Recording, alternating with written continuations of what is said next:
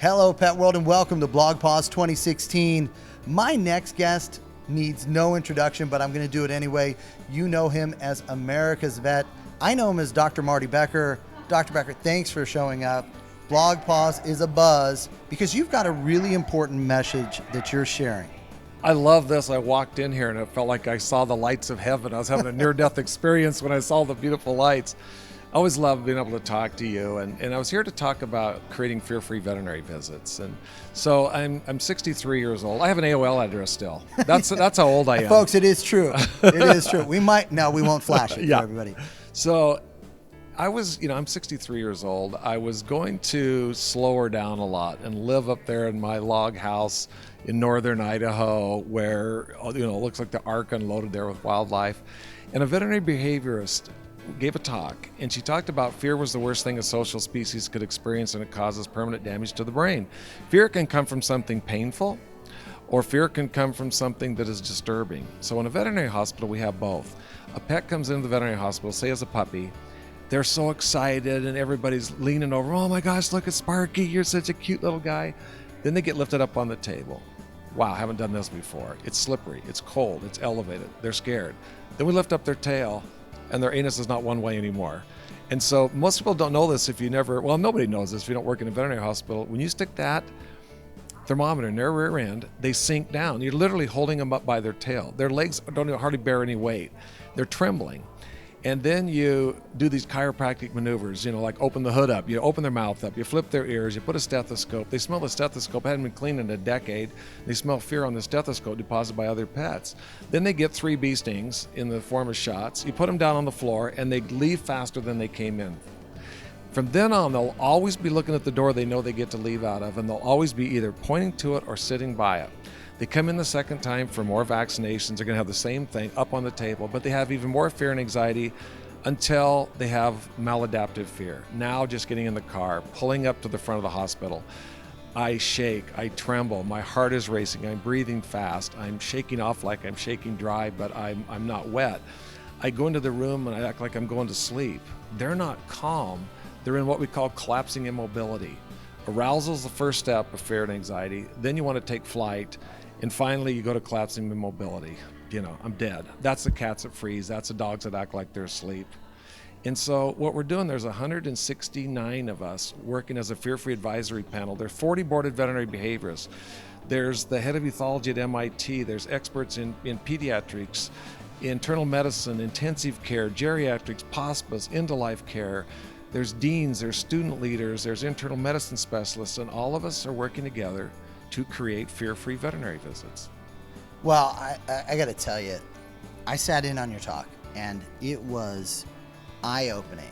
And I think I'm evolved, and I know all these wonderful things and get great advice from you and others. Mm-hmm. And even I was sitting there just blown away by some of the, not mistakes, but just the lack of things that I'm doing, simple things that you were pointing out that can make such a difference from them. As you're getting the message out about this, what are 2 or 3 things that you said, look, I'm throwing a lot at you, but if you could just take these 2 or 3 things, what are those? Okay. What we've done is we've created certification. So there's 8 online modules that you take to become certified. When you're certified, you can wear this clothes. Yeah. You can, so you've had 9 hours of training and you're certified. So there's a whole procedures you go through to actually take it from A to Z, from the living room to the exam room and back. But I'll tell you 2 or 3 things that really help. Whether you're a pet owner listening to this or you're a practitioner, have pets come in hungry so they respond better to food rewards. And you have to have really good food rewards. In the past, we used to use a product called Pet Tabs. I don't know if you remember, as a pet vitamin, we'd give them as treats. It's like taking a rock. I mean, there's no palatability to it. We use 3 kinds of treats in the hospital in Fear Free. Number 1 is soft and chewable. Think of a bacon strip. Number 2 is moist and chewable. Think a turkey hot dog, hot deli turkey. The third one is lickable, soft and lickable. Easy cheese, cheddar, and bacon. Peanut butter stuffing. And so if you have them come in hungry and you start with a little bacon strip and they start to slow down, they're getting anxious, you go right up to turkey hot dog. And if they start to slow down, you go right up to easy cheese, cheddar, and bacon. This is going to shock you, but this protocol was developed at the Ohio State University's College of Veterinary Medicine. You'll give up to 60 treats in a 15-minute exam. Wow. And you're like, I remember when they told me this, I'm like, what? For a minute? You can take one bacon strip. You know, I use it. That's why I mentioned bacon strips. I'll take a bacon strip and break it up into 60 pieces. So it's like going to the Indian casino and playing the penny slots. You're just winning a little, but here's another one and another little piece. So it's not like you're giving him the bag. You're giving him one of them that's broken up. So that's one thing. Bring them in hungry so they respond better to food rewards, and have really good food rewards. If you have a pet that has sensitivities, diet sensitivities or anything, bring in the treats that you give at home for us to give to them empty. 2 is to not baby talk your pet on the way into the veterinary hospital. We put GoPro cameras in 50 people's cars, and they weren't watching the road. This was scary. They're like, Sparky, it's okay. Mama's be here. You know, they look back glance back at the road. I'm sorry, gonna take you in. You know, when you baby talk the pet, it gets more anxious. You get more anxious. They get more anxious. So not only not baby talk it, if you want to go one step further, download the music on iTunes through a dog's ear, through a cat's ear. The rate of it is actually timed to the cat's resting heart rate, and the dog is the dog's resting heart rate. But you play that music on the way in. Third thing I want you to do, you've been trained. So how many pets do you have? I've got, dozens. Dozens. Yeah. When you go to the vet, you park. If it's a dog or a small cat, you probably need a carrier, or it's on a leash, right? The dogs.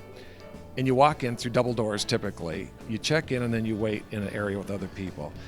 That is the single worst place. That is a stew pot of stress. Yep. Pets are stressed. People are stressed. They hear other pets that are distressed in the background. So what I want you to do is either ask your veterinarian if they have the technology and the ability to have you go straight into an exam room to be checked in and checked out, or more commonly, check in and go back out and wait in your vehicle. The waiting area is your vehicle. So now I'm out there with my cats or out there with my dogs, and I do not get in that stew pot of stress. When it's my turn to be seen, I go straight into the exam room. Wow. That's great. I mean, I've got to imagine if we're doing this, the results you're seeing are much better, much less stress. And as you point out, and I love this, not only for the pets, but for you pet parents and pet guardians. Yeah. And oh my gosh, they feed off that stress. You're also de-stressing the humans. Yeah. I love this. You know, one thing that's interesting, one of the world's top veterinarians in internal medicine, we call him the king, is Dr. Steve Ettinger. Everybody has his internal medicine book. Literally every practice. Every student gets it. Dr. Ettinger was talking about, he worked in Southern California, one parking lot, 2 buildings. One was a traditional veterinary hospital. The other was a pet rehab facility. If the pet owner and the pet parked in the same parking spot and went into the traditional veterinary hospital, the pet's resting heart rate would be 140 to 150. If they came back another time, or even later in the day, and parked in the same spot and walked in rehab, it was 90 to 100. Wow. So it's fear you can hear. These pets are terrified, the dogs and cats. And what we're able to do through Fear Free is it's better medicine too. It's the right thing to do, but the temperature, pulse, respiration are more normal. The physical exam is more normal. These pains, the pets that have pain and sensitivity, they're so jacked up. They're limping. They come into the clinic, they're not limping. You move the leg around through a full range of motion, nothing happens. You take a radiograph, you can't see anything. If they're not fearful, they're limp, and you can actually feel the spot where they're, so you can isolate the spot where it is. The blood chemistries are more normal. We no longer see these things where the blood glucose is elevated. You know, it might be pre-diabetic, but we say it's probably because of stress. You don't get the immunosuppression, the digestive upset. So it's the right thing to do. It's better medicine, and it's a better experience for the pet owner, and the people that work at the hospital. Yeah. Well, and you know, speaking of that, you and I have had the discussion about pet nutrition, premium pet nutrition, Right. premium pet care. I want the folks to hear this because this is important. All right. I hope. Are you PG rated? I hope, or PG-13? We are whatever you need us to be rated, my friend. Okay. I see. You know, I've had a syndicated column for 17 years and been on network TV for 20 years and written soon to be 25 books. The biggest waste I think that people make in pet care is spending on really, really super premium foods. There's all sorts of foods that are, some are kind of demonized, and so like it's like corn kills. If you have corn in the diet, this is the root of all the problems. What has happened over the past few years, people don't want to go to the veterinarian, and pets don't want to go to the veterinarian. So when you go to the veterinarian, you're around people that don't want to be there and pets that don't want to be there. So we're all in there miserable. When the dog sniffs the outside of the clinic, it's unhappy piss, is what I call it. It's basically, like they're leaving a pee mail saying, you're screwed. Now you go to the pet store. People want to be there, and they want to take their pets there because the pets like it, because they almost always get a treat. The dogs get to piss on everything, and it's happy piss outside there. I'm happier than hell. I cock my leg and have a good time. So they want to go there, and they go in and talk to the employee, and they basically say everything is wrong with your pet: the skin problems, the joint problems, the anal gland problems, the ear problems, the tear staining. It's all because you've been feeding this crappy food. So you feed this food, and everything's going to be fine. So that person becomes a de facto pet health expert. So people feel like, oh, yeah, I'll do that. Or they go to their I don't know if you have cats or dogs. Well, I know you have both. But you're rubbing your dog at night, and all of a sudden you feel this lump on its leg, and you go, wow, what is that? They'll go to the groomer, and the groomer will go, it's just a cyst, or that's a fatty tumor. So they become the de facto pet health expert. So going back to this food now, I put a slide up when I often lecture to people, and it said corn kills, and it shows this ground corn. And people look at meat byproducts and think, oh, that's filler, or that's just junk. They put it in there because it doesn't cost very much. The marketing leads you to believe that's true, but it's not true. And I'll tell you what happens. I live in northern Idaho, almost Heaven Ranch, and we have wolves and coyotes. So we've been here looking around this place. We've seen every make and model possible. Yep. From the tiny pom to the giant Great Danes walking through here. I don't know how many different breeds you've seen, but they're all here. Crazy. Every one of those comes from a wolf. And where I live, where wolves and coyotes, you don't see waddling wolves with a big deer gut. You don't see a corpulent coyote laying there looking at his hairy derriere going, wow, I've let myself go. I mean, they're all hungry. Right. When they wake up every day, they've got to find food. So they detect their prey, step one, with sight or smell. They pursue it. They apprehend it. They kill it. They compete with the rest of the pack. And step 6 is eat. Okay. Right. The first wolf or coyote to eat, they eviscerate the animal and they go for their organs. They eat the heart, they eat the liver, they eat the spleen, they eat the kidneys, they eat the lungs. Why do they eat these things? Because they're organ meats. They're the most nutrient dense and the most tasteful for them. That's what byproducts are. People think byproducts are hooves and skin and hair and feathers from chickens. That's not what they are. They're byproducts. So if I was able to actually choose as a wolf, I'm going to eat that stuff. So when you see byproducts, you got to really be educated and really look into it and talk to your veterinarian, do some research. Don't just go, oh, that has byproducts, that's filler, that's crap, I'm not going to do it. So think about this. If I'm a wolf and I kill a deer and I have my choice of heart, liver, kidney, spleen, or I get my choice of meat on the leg bone, the big back here hip, I'm going to pick what's called byproducts over the meat. Wow. Well, and I think, part of the conversation you and I had, which is so important, I want to make sure we get that out there, is nutrition, obviously extremely important, but so is premium pet care. Right. And seeing and spending time with, communicating with your veterinarian. Yeah. Well, thanks for reminding me about that. And one other thing when I talked about the 6 steps to eat: detect, pursue, apprehend, kill, compete, and finally belly up to the beast for my roast beast, right? When you put food in a bowl, you go right to step 6. So this brain, this body was built for motion. This brain was built for the hunt.